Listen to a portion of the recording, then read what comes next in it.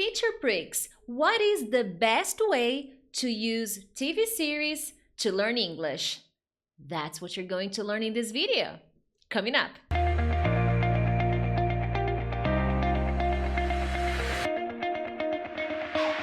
Hey friends, Teacher Pricks here to help you talk to anyone, anywhere, anytime in English. Thank you so much for watching this lesson. Now, the first thing you need to understand is the difference between process and result. Why is that important? Oftentimes, the students feel frustrated because they watch TV series, but they can't understand. The problem with that is that the TV show, the TV news, or the podcast, these are all activities that represent the result. Meaning that's what you want to do. That's the dream, that's the goal. They do not represent the things you need to do, the activities you need to do to unlock your listening skills so that you can actually understand those movies and TV shows. That is a big confusion students make. Process what you need to get done to be able to get the good stuff, the results.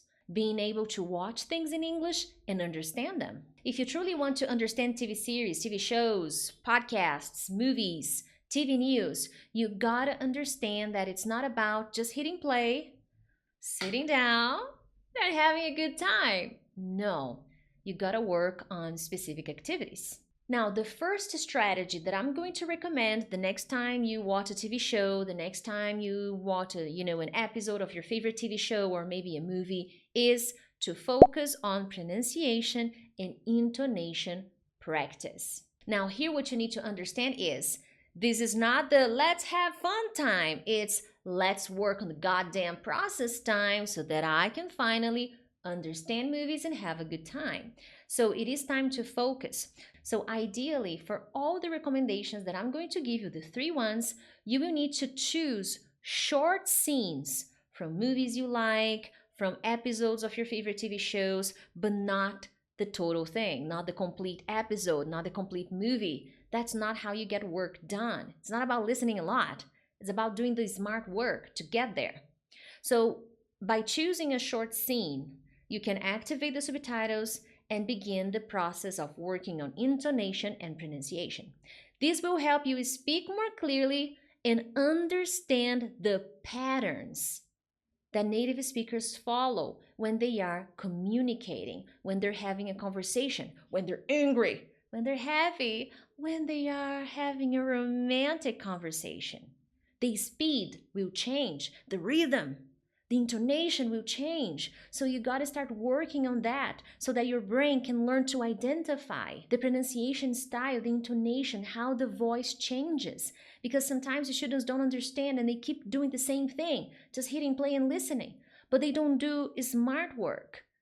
Grab a short scene and really dive into the content. You will repeat it a few times. It's not just once, okay? This is a routine that you will need to establish. You will need to follow. So like 5 minutes or 4 minutes. And pay attention to these nuances, okay? The intonation, practice shadowing. Choose one character and read the lines. Follow along, read along. This will help you improve your pronunciation, intonation, and comprehension, okay? This is a very important practice. The second way to use TV series to really start understanding those people, is to do a comprehension practice. Okay, you're gonna follow the same strategy as I described in the first one, a short scene, okay? It has to be a short scene. No longer 10 minutes is a big stretch, okay? But let's focus on 5 minutes. If you can't, 10 minutes, but nothing more than that, okay? And here you're going to do a comprehension test. You're gonna watch it, you can activate the subtitles in English, then you can begin to test your vocabulary comprehension. What are the new words you are learning in this part of the episode? And my friends, if you follow this recommendation, you will learn a ton of vocabulary. Then you will begin to understand that your comprehension problem is not just listening. It's vocabulary. And sometimes, in some cases, it's a structure. Grammar you're not familiar with, okay? So follow this exercise and I am sure you will be surprised with the amount of information you will gather by checking these activities and understanding where your challenges are, okay? So here you will watch a short scene, then you will work on vocabulary comprehension and scene comprehension. What is going on? What is the conversation about? What is character A telling character B? Why is this important? Why are they angry? Why are they fighting? So it's comprehension time, okay? Did you get the main idea? Did the character say a joke and you were like, oh, what is this joke about? Sometimes native speakers tell jokes during a movie scene or a TV show scene that we are not familiar with, and because of that, we don't understand. There's a lot of culture involved and sometimes history. That's why the joke doesn't make sense to us. Maybe they make a reference to an old TV commercial or to an old TV character that we don't know.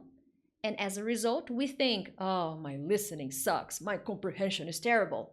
When in reality, you don't even know the person they're talking about, or the commercial, or the movie scene, okay? So be aware of that. So here is the second strategy that you're going to follow. Now, I'm going to tell you strategy number 3, but if possible, support my channel by hitting the like button and subscribing, because I always bring different kinds of lessons to help you unlock your English. Now, the third one is describe characters, okay? This will help you work a lot on grammar in a more active way. Pick your favorite shows and then start describing the characters. Let's say, for example, Friends. Who is Monica? What can you tell me about Monica? Okay, what stories can you tell me about Monica and the things that have happened to Monica during the show? Okay, this is an amazing exercise that will help you work on present, past. It will allow you to use grammar in a more contextualized environment. So let's say your favorite show is Suits, okay? What can you tell me about Harvey Specter? Oh my God, I love that character.